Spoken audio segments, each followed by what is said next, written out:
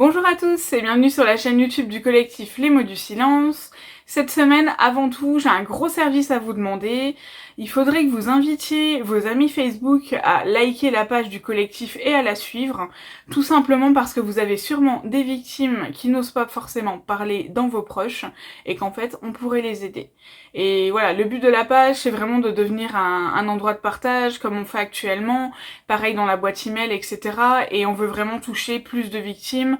Voilà, on veut vraiment amener les gens à s'exprimer et à arrêter d'en faire un tabou. Je vous mets aussi mon identifiant Instagram. Sur Instagram, en fait, ce n'est pas moi qui tiens la page Les Mots du Silence. Je vais sûrement en reprendre la fonction, mais pour le moment, c'est pas moi. Et du coup, je ne publie que sur mon profil personnel. Je vous mets ça, et si vous voulez me suivre sur Instagram, vous pouvez. La vidéo de cette semaine fait suite à énormément de mails que j'ai reçus où en fait les victimes me parlent de la pression familiale qu'elles ont, du mal qu'elles ont à se fondre en société ou carrément à avoir des relations en fait humaines.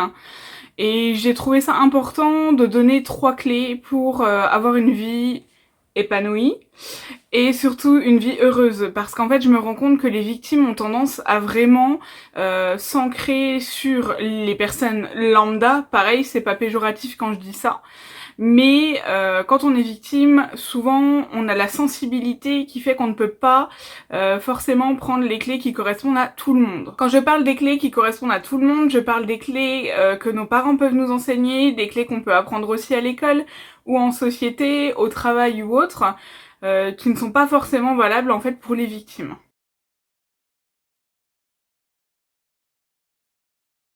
Alors ça vous paraît peut-être bête, mais en fait c'est fondamental. Penser à vous, c'est pas une option pour aller bien. Penser à vous, quand je dis ça, c'est simplement d'apprendre à vous affirmer et à dire ce que vous aimez et ce que vous n'aimez pas. Dans la vie, on a le droit de dire non. Je parle pas du consentement ou autre, c'est simplement que si votre cousin vous demande d'aller le déménager et que vous avez pas envie, en fait vous dites non. Si la personne vous demande pourquoi, il n'y a pas de pourquoi à donner, c'est simplement non.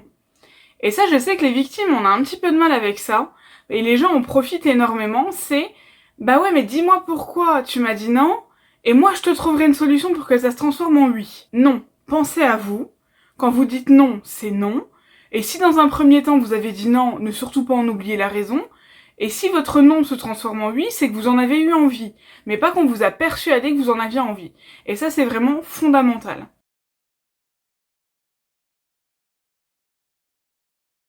Moi, je suis née dans une famille où les apparences étaient super importantes. Même encore maintenant, quand voilà, il y a des choses que je fais sur Facebook ou que je parle de mon histoire sur Facebook, c'est pas forcément accepté par tout le monde. On me dit même parfois, oui, ça t'en a parlé, fallait pas forcément en parler, ça va pas. Enfin, tout le monde est pas obligé de le savoir. Et vous savez que depuis le début de l'aventure où j'ai créé la page Facebook du collectif, j'avais vraiment envie de partager avec vous ce que pouvaient vivre les victimes au quotidien, ce que moi je vivais, essayer aussi d'échanger avec les victimes pour qu'elles se sentent beaucoup moins seules. Et en fait, si je me mets à vous cacher des choses, même si je garde certaines choses personnelles pour moi parce que je ne suis pas encore prête à en parler, alors ça revient à ne pas être moi-même et à vouloir plaire à des personnes. Arrêtez de vouloir plaire aux autres. Si demain vous avez envie d'avoir les cheveux blonds et que votre mari, votre famille, votre mère, votre sœur vous dit que vous allez être nul en blonde, qu'est-ce que vous en savez? Vous l'avez pas encore fait, donc si vraiment vous avez envie d'être blonde, ben faites-le. Et les victimes, en fait, c'est toujours ça. C'est toujours quelqu'un qui va vous dire « Ah non, mais tu sais, faut pas faire ça comme ça. Moi, je ferais plus ça comme ça parce que c'est plus correct. » Non, en fait, c'est plus correct pour toi. Moi, c'est pas ce que je veux faire. La société est toujours en train de vous dire « Moi, je te verrai bien là, moi, je te verrai bien là. » Sachez quelque chose, c'est qu'on ne rentre pas forcément dans une case. La société veut vous mettre dans une case où vous n'êtes pas obligé d'y entrer. Vous avez le droit d'être vous-même, en fait, tout simplement.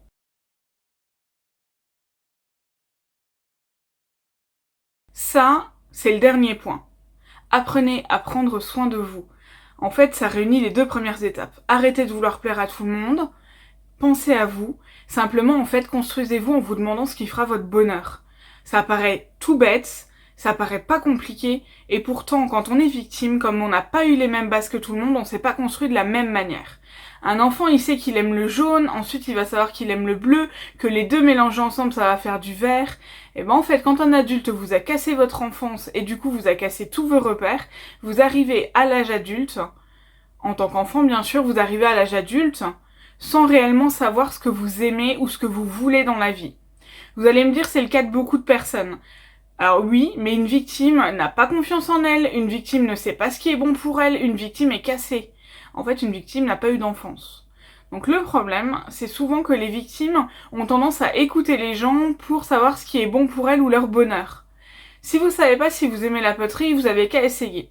Si on vous dit que le saut à l'élastique c'est dangereux et que vous avez toujours eu envie d'en faire, de manière tout à fait sécurisée naturellement, faites-le. En fait, éclatez-vous. Voilà, moi on m'a toujours dit que porter des couleurs c'était pas trop pour moi parce que c'est pas trop pour les grosses. En fait, il y a pas longtemps, en essayant, j'ai appris que j'avais le droit de porter de la couleur. Et j'ai même une copine qui m'a dit, mais il y a un moment donné où en fait tu peux porter ce que tu veux, c'est pas une question de poids, c'est une question de la manière dont tu le portes. Si demain je veux porter une jupe bleue et que je suis fière de porter ma jupe bleue, et ben je porterai ma jupe bleue.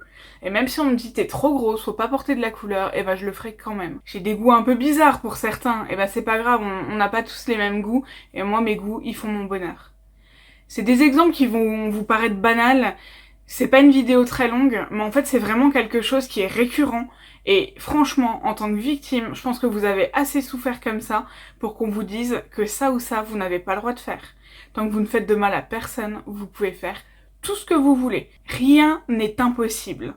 C'est vous qui vous mettez vos propres barrières. Je vous dis à bientôt sur la chaîne du collectif et n'hésitez surtout pas à me dire ce que vous pensez des vidéos.